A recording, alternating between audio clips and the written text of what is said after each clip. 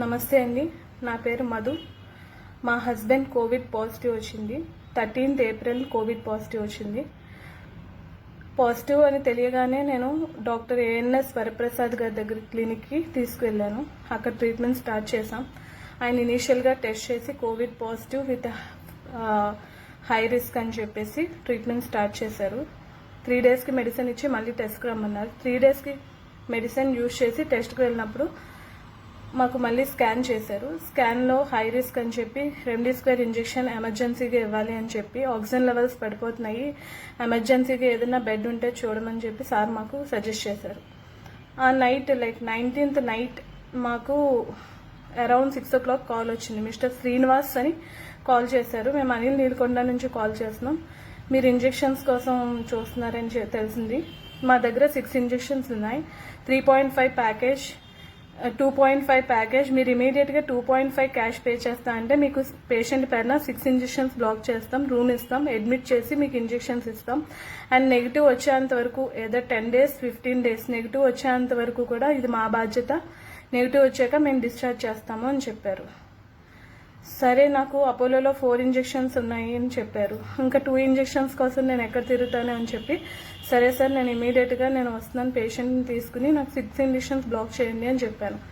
Okay start అవ్వమని చెప్పారు. అప్పుడు నాకు డాక్టర్ శర్మ అని చెప్పి కాల్ చేశారు. నేను ఆయన కూడా సేమ్ థింగ్ అడిగాను. నాకు అమౌంట్ కాదండి, నాకు 6 ఇంజెక్షన్స్ ఉంటాయంటేనే నేను తగరపల్స్ వరకు తీసుకొస్తాను. ఇట్స్ ఆల్మోస్ట్ నాకు 1.5 hour జర్నీ. సో మీరు ఇంజెక్షన్స్ ఉన్నాయని నాకు ప్రామిస్ చేయగలితేనే నేను అక్కడి వరకు తీసుకొస్తాను సార్ అని చెప్పేసి అన్నాను. లేదు 100% ఇంజెక్షన్స్ అయితే ఉన్నాయమ్మా, మేము మీకు పేషెంట్ని అడ్మిట్ చేయగానే మీకు ఇంజెక్షన్ స్టార్ట్ చేస్తామని చెప్పారు. సరే అని అంబులెన్స్ మాట్లాడి పేషెంట్ని 11 o'clockకి నేను షార్ప్గా 11 PM at night నేను షార్ప్గా అక్కడ తీసుకువెళ్ళడం జరిగింది.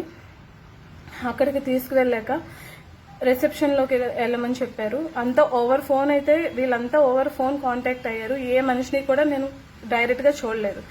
ఓవర్ ఫోన్ నేను ఎక్కడికి వెళ్ళాలో చెప్పారు. రిసెప్షన్కి వెళ్ళమన్నారు. రిసెప్షన్కి వెళ్ళాను. అక్కడ అతన్ని పంపించారు, నవీన్ తన పేరు. ఒక రూమ్లోకి తీసుకెళ్లారు. తీసుకెళ్లి మీకు ఆల్రెడీ చెప్పారు కదా సార్ అమౌంట్ ఇవ్వండి అని చెప్పారు. 2.5 నేను పే చేశాను.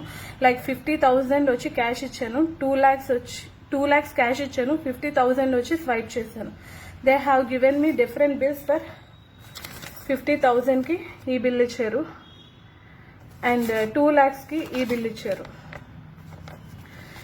ఇచ్చి సార్ నాకు ఏంటి ఎక్స్ప్లెయిన్ చేస్తారో ఏమన్నా ఈ 2.5 నాకు ఏంటి అని అంటే, మీరు ఏదైనా మీకు ఎవరైతే పంపించారో వాళ్ళ ద్వారానే మీరు మాట్లాడుకోవాలి, ఏ డీటెయిల్స్ నా దగ్గర ఉన్నవని నవీన్ గారు నాకు చెప్పారు. నేను ఓన్లీ క్యాషియర్, నేను క్యాష్ తీసుకుని మీకు బిల్స్ మాత్రమే ఇవ్వగలనని చెప్పారు. సరే సార్ అని చెప్పి నేను అమౌంట్ పే చేసి బిల్ అన్ని ఇచ్చేసాక పేషెంట్ని పైకి తీసుకెళ్లారు. ఐసీయూలో పెట్టారంట. ఇనీషియల్గా రూమ్ ఖాళీ లేదు, ఐసీయూలో పెడుతున్నామని చెప్పి ఐసీయూలో పెట్టారు. నాకు కాల్ చేసి doctor Sharma already remdesivir injection start చేశాము అని చెప్పారు. ఓకే ఇంజెక్షన్ ఇచ్చారు, we feel happy. Next day room shift చేశారు. రూమ్ షిఫ్ట్ చేసిన 3 days వరకు ఒక నర్స్ విజిట్ కానీ ఒక డాక్టర్ విజిట్ కానీ ఏమీ లేదంట.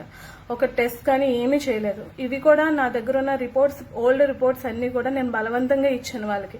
సరే ఏం ట్రీట్మెంట్ స్టార్ట్ చేశారో మీకు తెలియదు కదా, ప్లీజ్ చూసి దీన్ని బట్టి చేయండి అని చెప్పి రిక్వెస్ట్ చేసి పంపించాను.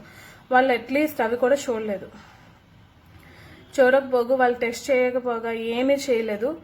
చేయకుండా ట్రీట్మెంట్ చేస్తున్నాను. నేను ఎప్పటికప్పుడు ఫాలో అప్ చేస్తుంటే డాక్టర్ శర్మ గారు నేను చూసుకుంటున్నాను, ట్రీట్మెంట్ చేస్తున్నారు అండ్ రెమ్డెసివిర్ ఇంజెక్షన్ కూడా రోజు ఇస్తున్నాము, ఆల్మోస్ట్ 3 ఇంజెక్షన్స్ అయినాయి అని చెప్పారు. ఓకే సార్ అని చెప్పాను. బట్ ఏ రోజు నేను పేషెంట్తో మాట్లాడుతుంటే నాకు అసలు ఏం ఇంజెక్షన్స్ ఇవ్వట్లేదు, మల్టీవిటమిన్ మాత్రం ఒక సిలైన్ ఎక్కిస్తున్నారు నాకు అని చెప్పేసి పేషెంట్ చెప్తున్నారు. ఎంతవరకు నిజం సార్ మీరు ఎలా చెప్తున్నారు, పేషెంట్ ఎలా చెప్తున్నారు, పేషెంట్ అన్కాన్షియస్లో ఉంటారు, అవన్నీ తెలుస్తాయి ఏంటి అని చెప్పేసి అన్నారు. 4th day నేను మా హస్బెండ్ని అస్సలు పడుకోకుండా వాళ్ళు ఏం ఇంజెక్ట్ చేస్తున్నారో చూడమని చెప్పాను. రెమ్డెసివిర్ ఇంజెక్షన్ అని చెప్పి సిస్టర్ ఒక సిలైన్ తీసుకొచ్చి ఆల్రెడీ నేను కింద ఇంజెక్ట్ చేసి తీసుకొచ్చానంటే ఏం ఇంజెక్ట్ చేసావా అని అడిగారు మా హస్బెండ్. అడగగానే వేరే రెమ్డెసివిర్ అని అంటే వేరే బ్రాండ్ ఏదో ఇంజెక్ట్ చేశానని చెప్పారంట. ఒకసారి నాకు అది తీసుకొస్తే నేను ఫోటో తీసుకుంటాను, మా డాక్టర్ని అడుగుతాను, ఎల్లో కలర్లో ఉండదు, రెమ్డెసివిర్ వైట్ కలర్ వాటర్ కలర్లో ఉంటుంది అని చెప్పేసి చెప్పారు మా హస్బెండ్. లేదు అవన్నీ డిస్పోజ్ చేస్తాం, పేషెంట్కి అవన్నీ చూపించం మేము అని చెప్పేసి ఆవిడ కనెక్ట్ చేసి వెళ్ళిపోయారు. మా హస్బెండ్కి డౌట్ వచ్చి అది డిస్కనెక్ట్ చేసేసారు. డిస్కనెక్ట్ చేసేసి నాకు కాల్ చేశారు. నాకు బ్రీతింగ్ అందట్లేదు, అయినా ఇక్కడ ఎవరు పట్టించుకోవట్లేదు, రెమ్డెసివిర్ అని ఏదో ఇంజెక్షన్ మనకి ఇంజెక్ట్ చేస్తున్నారు, ఓవర్ నైట్ నేను ఇక్కడ ఉంటే కనుక నాకు బ్రీతింగ్ ప్రాబ్లం వచ్చి నేను చనిపోవచ్చు, నాకు నైట్ అయితే అలా అనిపించింది అనగానే నేను ఆ రోజు మా హస్బెండ్ దగ్గరికి వెళ్ళి ఇలాగ రిసెప్షన్లో నాకు చాలా లైక్ ఎవ్రీథింగ్ అంతా అక్కడ స్కామ్ జరుగుతున్నట్టు ఈజీగా తెలుస్తుంది. No one is responding. ఎవరిక్కడ రెస్పాన్సిబుల్ అంటే I'm just cashier and Naveen garu. Call చేస్తే శ్రీనివాస్ గారు ఫోన్ లిఫ్ట్ చేయట్లేదు. శర్మ గారు, డాక్టర్ శర్మ మాకు ఎవరైతే రిఫరెన్స్ చేశారో ఆయన అయితే ఇంకా అస్సలు రెస్పాండ్ లేదు. నువ్వేం చేసుకుంటావో చేసుకో, సరే అది కాదు సార్ ట్రీట్మెంట్ బాగాలేదు నేను తీసుకెళ్ళిపోతాను అని అంటే తీసుకెళ్ళిపోతే తీసుకెళ్ళు, రేపొద్దున అలాగా తనకు డిశ్చార్జ్ ఉంది, is fine, injections as per the requirement ఇస్తాం, ఆల్రెడీ 2 ఇచ్చాం, ఫస్ట్ 3 ఇచ్చానన్నారు, 4 ఇచ్చానన్నారు, ఇప్పుడు 2 ఇంజెక్షన్స్ ఇచ్చామన్నారు. ఏంటి సార్ అని అంటే మీకు అంత అనుమానంగా ఉంటే కనుక తీసుకెళ్ళిపోండి, రూపాయి అంటే హౌ అబౌట్ పేమెంట్ అని అడిగాను. రూపాయి నువ్వు ఎవరికి చెప్పుకుంటావో చెప్పుకో అని చెప్పేసి అప్పుడు ఫోన్ కట్ చేసిన ఆయన ఇప్పటి వరకు నా ఫోన్ లిఫ్ట్ చేయలేదు. అండ్ అక్కడ నవీన్ అన్న ఆయన నేను ఎవరైతే అమౌంట్ కట్టానో నేను ఓన్లీ ఎవరైనా ఫోన్ చేసి కట్టించుకోమంటే కట్టించుకోవడానికి మాత్రమే ఇక్కడ ఉన్నాను, నేను మీ ఎవరికి రెస్పాన్సిబుల్ కాదు అన్నారు.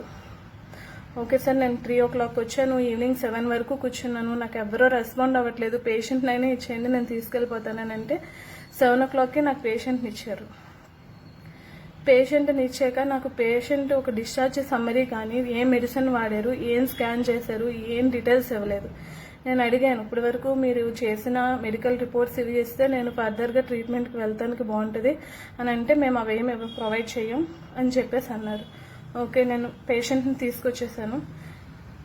తీసుకొచ్చి మళ్ళీ సేమ్ డాక్టర్ వరప్రసాద్ గారి దగ్గర ట్రీట్మెంట్ స్టార్ట్ చేశాను. ఇంజెక్షన్స్ బయట తీసుకున్నాను, రెమ్డెసివిర్ ఇంజెక్షన్స్ తీసుకున్నాను, ఇంజెక్ట్ చేయించాను. ఆయన ఇంకా ఆక్సిజన్ లెవెల్స్ బాగా పడిపోయినాయి అని చెప్పి 83కి అలా వచ్చినాయి. ఇమీడియట్గా నాకు ఎక్కడ హాస్పిటల్ ఉంటే అక్కడ అడ్మిట్ చేయమని చెప్పడం అయింది. పక్కనే ఉన్న ఆయుష్మాన్ హాస్పిటల్లో నేను అడ్మిట్ చేశాను. ఈ రోజు వరకు కూడా ఆయన ఐసీయూలో ఉన్నారు, ఆక్సిజన్ ఎక్కుతుంది. అండ్ ఈరోజు కొంచెం తన రికవరీ ఆక్సిజన్ లెవెల్స్ కొంచెం పర్వాలేదు. అది చాలా ఇబ్బంది.